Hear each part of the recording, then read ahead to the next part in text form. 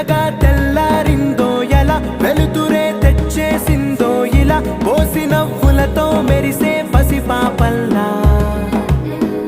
చేదతో బావులలో గలగల, చెరువులో బాతుల ఈతల కళ, చేదుగా ఉన్న వేపను నమిలే వేళ.